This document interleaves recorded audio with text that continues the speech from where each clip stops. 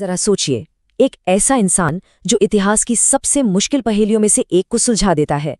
पूरी दुनिया उसे सिर आंखों पर बिठाना चाहती है, उस पर शोहरत और दौलत की बारिश करना चाहती है, और वो बस मुंह मोड़ लेता है। आज की ये कहानी एक ऐसे ही जीनियस की है जो दुनिया के सबसे बड़े सम्मानों को ठुकराकर एक रहस्य बन गया। और ये कोई छोटा मोटा इनाम नहीं था, हम बात कर रहे हैं 10 लाख डॉलर की। क्ले मैथमेटिक्स इंस्टीट्यूट ने इतिहास की 7 सबसे कठिन गणित समस्याओं को हल करने वाले के लिए ये रकम रखी थी। ये एक ऐसा खजाना था जो किसी भी गणितज्ञ की जिंदगी हमेशा के लिए बदल सकता था। लेकिन पैसों से भी कहीं बढ़कर था सम्मान, फील्ड्स मेडल। इसे गणित की दुनिया का नोबेल पुरस्कार कहा जाता है। मतलब ये किसी भी गणितज्ञ के लिए सबसे बड़ा, सबसे ऊंचा सम्मान है। एक ऐसी उपलब्धि जो इतिहास के पन्नों में आपका नाम हमेशा के लिए अमर कर दे। लेकिन 2006 में जब ग्रिगोरी पेरेलमैन को ये सम्मान दिया गया तो उनका जवाब हैरान करने वाला था। सिर्फ 2 शब्द, मैं अस्वीकार करता हूं। इस एक इनकार ने एक ऐसे रहस्य को जन्म दिया जिसने सबको चकरा दिया। और यहीं से हमारी कहानी का सबसे बड़ा सवाल शुरू होता है। तो चलिए इसी पहेली के इर्द गिर्द इस कहानी को बुनते हैं। कोई इंसान आखिर क्यों शोहरत और किस्मत को इस तरह ठुकरा देगा? ये सिर्फ पैसे या अवार्ड की बात नहीं थी, ये उस पूरी दुनिया को ही नकारने जैसा था जो इन चीजों को ही कामयाबी का सबसे बड़ा पैमाना मानती है।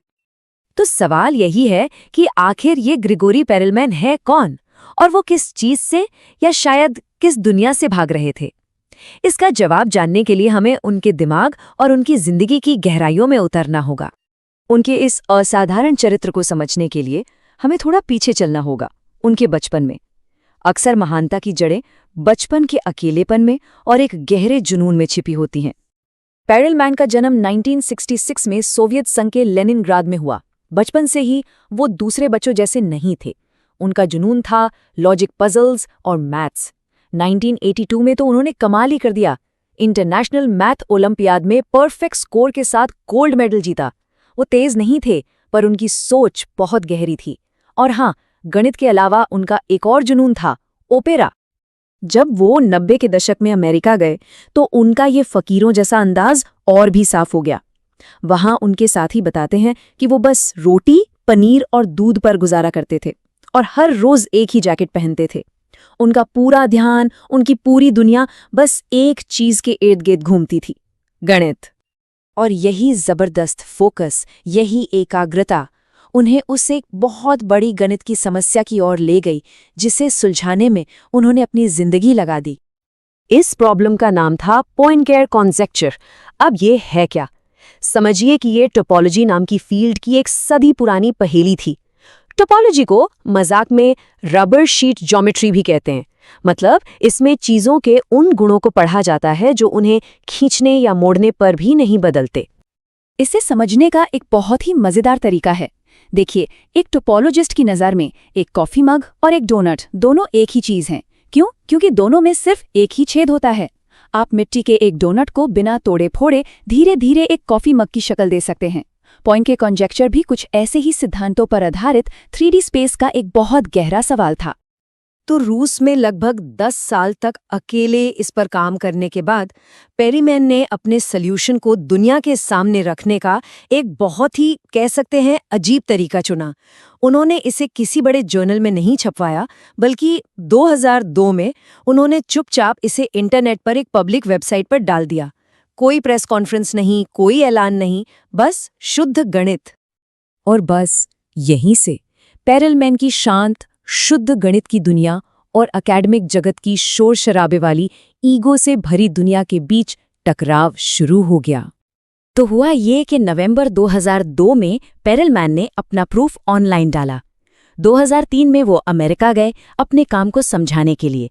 फिर सालों की जांच पड़ताल के बाद 2006 तक ये कंफर्म हो गया कि उनका सॉल्यूशन बिल्कुल सही है। लेकिन जैसे ही ये बात पक्की हुई, क्रेडिट लेने की होड़ शुरू हो गई। तो ये जो क्रेडिट की लड़ाई थी वो कुछ ऐसी थी। एक तरफ थे गणितज्ञ शिंग-तुंग याओ और उनकी टीम, जिनका कहना था कि प्रूफ को पूरा करने में उनका भी हाथ है, और दूसरी तरफ थी बाकी की मैथ कम्युनिटी, जो ये मानती थी कि पेरेलमैन का काम अपने आप में पूरा था और यह सब बस क्रेडिट चुराने की कोशिशें थीं। इस पूरे मामले पर पेरेलमैन के अपने शब्द उनके दिल की हालत को बयां करते हैं। उन्होंने कहा, जिन लोगों के नैतिक आदर्श नहीं होते उन्हें कोई अजनबी नहीं समझता, बल्कि मुझ जैसे लोगों को अलग थलग कर दिया जाता है। मतलब उन्हें यह एहसास हो गया था कि जिस दुनिया में बेईमानी आम हो वहां एक ईमानदार इंसान ही अजनबी बन जाता है। तो सवाल यह है कि पेरेलमैन के इस फैसले को, उनकी सोच को आखिर समझा कैसे जाए? शायद इसका जवाब हमें गणित में नहीं बल्कि प्राचीन ग्रीस के दर्शन में मिले। यहाँ एक बहुत ही दिलचस्प, बहुत ही गहरी समानता दिखती है पेरेलमैन और प्राचीन यूनानी दार्शनिक डायोजनीज के बीच। डायोजनीज जिन्होंने दौलत और समाज के बनाए नियमों को ठुकरा दिया था, जो एक बैरल में रहते थे और हाथ में लालटेन लेकर कहते थे कि वो एक ईमानदार इंसान को ढूंढ रहे हैं। पेरेलमैन ने भी तो कुछ ऐसा ही किया है ना। उन्होंने $1 मिलियन ठुकरा दिए, अपनी माँ के साथ एक छोटे से अपार्टमेंट में रहते रहे और अकादमिक बेईमानी से निराश होकर उस दुनिया से ही मुंह मोड़ लिया। वो भी अपनी तरह से एक ईमानदार दुनिया की तलाश में थे। तो आखिर में पेरेलमैन की जिंदगी और उनके फैसले हमें एक गहरी सोच में डाल देते हैं। ये सिर्फ एक गणितज्ञ की कहानी नहीं है, ये एक जिंदगी के प्रूफ की कहानी है। इस पूरे विवाद के बाद उन्होंने एक ऐसा कदम उठाया जिससे सब हैरान रह गए। उन्होंने अपनी नौकरी छोड़ दी और गणित की प्रोफेशनल दुनिया से हमेशा के लिए संन्यास ले लिया। और वजह बड़ी सीधी सी थी, मैं कोई राजनेता नहीं हूं, वो सिर्फ गणित करना चाहते थे, क्रेडिट की राजनीति नहीं। और यही उनकी सोच का, उनके दर्शन का सार है। उनके लिए असली इनाम तो उस प्रॉब्लम को सॉल्व करना था। वो काम अपने आप में ही एक इनाम था। अगर उनका प्रूफ सही है तो फिर दुनिया की तालियों या अवार्ड्स का क्या मतलब? सच को किसी और के सर्टिफिकेट की जरूरत नहीं होती। उनके एक साथी गणितज्ञ मिखाइल ग्रुमोव इस बात को बहुत खूबसूरती से समझाते हैं। वो कहते हैं, महान काम करने के लिए आपका दिमाग शुद्ध होना चाहिए और पुरस्कार स्वीकार करना एक तरह से कमजोरी दिखाना है। इस नजरिए से देखें तो पेरेलमैन के लिए कोई भी पुरस्कार लेना अपनी उस शुद्धता से समझौता करने जैसा था। तो ग्रेगोरी पेरेलमैन की कहानी हमें आखिर में एक बहुत बड़े सवाल के साथ छोड़ जाती है। किसी महान जीवन का असली पैमाना क्या है? क्या वो पुरस्कार, शोहरत और दौलत है, या फिर अपनी शर्तों पर जीना, सच्चाई के रास्ते पर चलना और ये जानना कि आपका काम ही आपकी असली विरासत है? पेरेलमैन ने तो अपना जवाब चुन लिया, बाकी दुनिया शायद आज भी सोच रही है। अगर आपको यह जानकारी अच्छी लगी हो और आपको लगता है कि इस तरह की दार्शनिक और महत्वपूर्ण सोच लोगों तक पहुंचनी चाहिए, तो इसे अपने दोस्तों और परिवार के साथ जरूर शेयर करें। और हाँ, अगर आप ऐसे ही और भी महान दार्शनिकों और उनकी किताबों की समरी सरल और रोजमर्रा की हिंदी में जानना चाहते हैं, तो हमारे चैनल को सब्सक्राइब करना न भूलें। मिलते हैं अगली किताब के साथ। धन्यवाद।